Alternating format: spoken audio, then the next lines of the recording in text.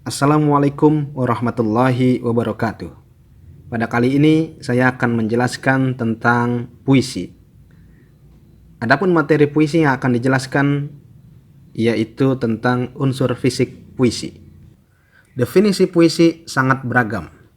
Namun, setidaknya puisi dapat dijelaskan sebagai wujud ekspresi seseorang yang dituangkan dalam bentuk bahasa yang dipadatkan dengan kata-kata yang terpilih sehingga tercipta suatu keindahan bahasa dan kekayaan makna di dalamnya.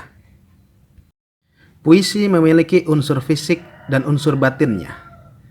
Unsur fisik puisi terdiri dari tipografi, diksi, rima, pengimajian, kata-kata konkret, dan majas. Tipografi adalah bentuk bait-bait dalam puisi. Tipografi inilah yang menjadi pembeda puisi dengan prosa.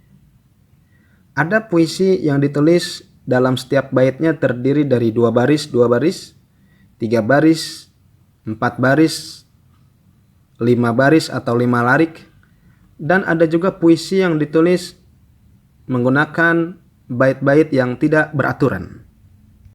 Pernahkah kalian melihat sebuah puisi yang berbentuk zigzag? Puisi ini sebenarnya amat populer di kalangan pecinta sastra. Puisi ini ditulis oleh seorang sastrawan bernama Sutarji Kalzumbahri, dan dia mendapat julukan Presiden Penyair. Tragedi Winka dan Sihka. Kawin, kawin, kawin, kawin, kawin, kawin, kawin, kawin, kawin, kawin, kawin, kawin, kawin, kasih, kasih, kasih, kasih, kasih, kasih, kasih, kasih, sih, kaku. Harmoni alam. Berbisik semilir angin tepi pantai, menemani gemuruh ombak, bermain kejar-kejaran. Ada juga kelepak elang, bersahutan penuh harapan. Langit biru menyingkap tirai kelabu, gumpalan awan-awan putih berbaris di cakrawala mengukir untayan kata. Dan di laut ikan-ikan penuh canda, berbeda jenis pun tak mengapa. Perbedaan adalah kekayaan, itu bukti kebesaran Tuhan. Tanpa perbedaan bukan kehidupan. Pada puisi Harmoni Alam, ini masih menggunakan pola-pola yang biasa, di mana menggunakan bait-bait dalam penyusunan puisinya. Pada puisi berjudul Kadang yang saya buat sendiri, ini saya mencoba untuk membuat tipografi yang sedikit berbeda dari puisi kebanyakan. Unsur fisik yang selanjutnya yaitu diksi. Diksi adalah pilihan kata. Puisi ditulis dengan menggunakan kata-kata yang dipilih. Sebagai contoh, permusuhan adalah api, membakar malam-malam sunyi. Nah, di situ menggunakan kata api, permusuhan adalah api. Mengapa tidak menggunakan kata yang lainnya?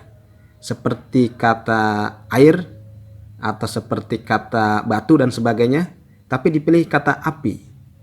Karena kalau kita lihat, permusuhan adalah api. Api itu adalah sesuatu yang panas, sesuatu yang tidak nyaman, sesuatu yang tidak menyenangkan. Bahwa permusuhan itu sesuatu yang tidak menyenangkan, panas. Membakar malam-malam sunyi. Membakar malam-malam sunyi. Malam dan sunyi ini sebenarnya adalah kata-kata yang bermakna damai, tapi di situ ada kata membakar. Jadi sesuatu yang damai ini akan dibakar oleh permusuhan yang panas tadi. Unsur fisik yang selanjutnya yaitu rima. Bentuk pengulangan bunyi pada suatu rangkaian puisi, baik di dalam larik sajak maupun pada akhir larik sajak yang berdekatan. Jenis-jenis rima yang sering dipakai yaitu rima lurus atau sama bunyinya, yaitu a. Rima ini sering digunakan pada puisi lama berbentuk syair. Yang kedua, rima bersilang, ab. Rima ini sering digunakan pada puisi lama berbentuk pantun. Yang ketiga, rima berangkai, bb.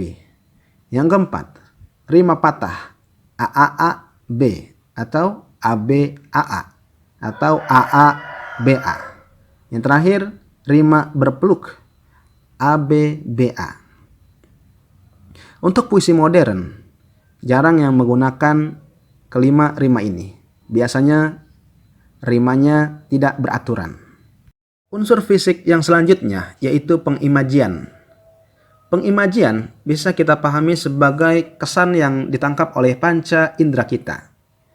Panca indera kita diantaranya ada pendengaran, penglihatan, dan yang lainnya.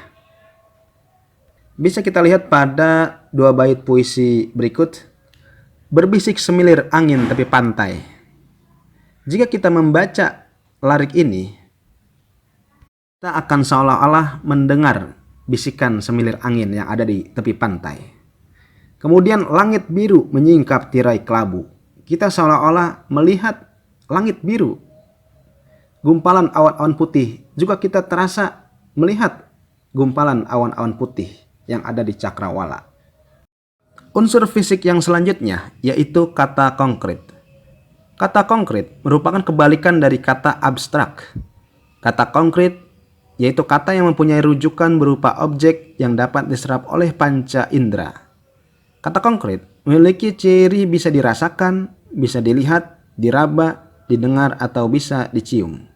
Contoh, awan. Ini bisa kita lihat awan ya.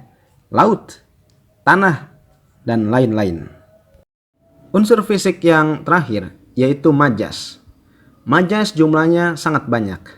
Nanti akan saya jelaskan pada materi khusus membahas tentang majas. Beberapa majas yang akan disampaikan pada kali ini yaitu 2 saja. Yang pertama, majas personifikasi. Majas yang mengungkapkan benda mati seolah-olah hidup seperti manusia. Contohnya, angin itu membelai rambutku. Yang kedua, majas retoris. Majas penegasan yang berupa pertanyaan-pertanyaan yang tidak memerlukan jawaban secara langsung. Contoh, di mana hati nuranimu? Berapa banyak rakyat yang menderita? Berapa banyak rakyat yang sengsara? Demikianlah pembahasan tentang unsur fisik dalam puisi. Semoga kalian bisa memahaminya. Kurang lebihnya mohon dimaafkan. Billahi taufiq wal hidayah. Wassalamualaikum warahmatullahi wabarakatuh.